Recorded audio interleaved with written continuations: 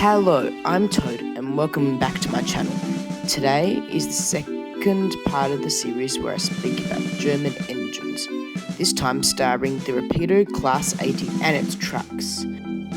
Remember to like and subscribe, and now let's get back to the trains.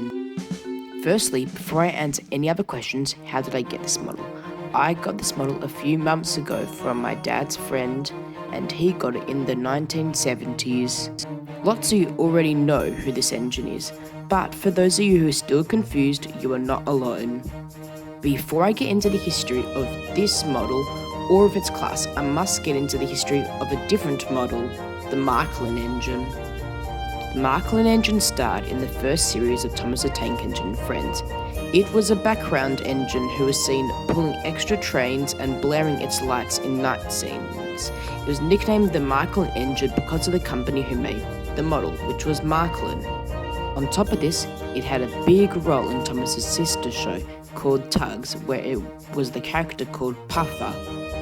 As you can see, both the Marklin engine and the Rapido Class 80 are, Class 80s. This is why I shared the information about it before. In 1927, 39 Class 80s were made for short distance trains, but mainly for shunting. They carried the standard black and red German livery. A massive 7 have been preserved. However, only one is working, the rest are either static or undergoing restoration. Now, finally, for the model itself.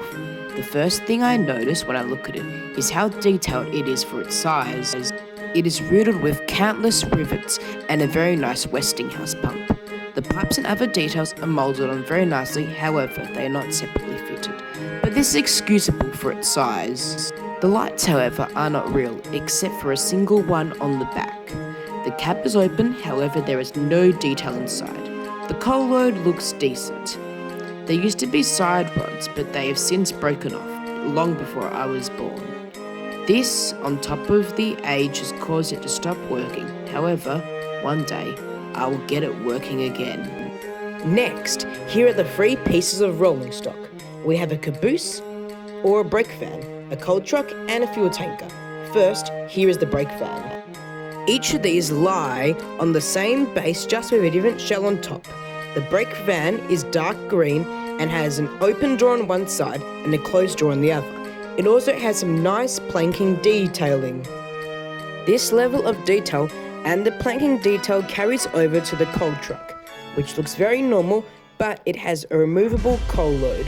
I also weathered this one myself. The last piece of rolling stock for today is this tanker.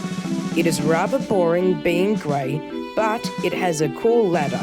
Now for my final thoughts. This pack has great variety and a very cool engine, which makes it a perfect N-gauge starter set. So I give it the ranking of 9 out of 10. See you guys in 2 weeks.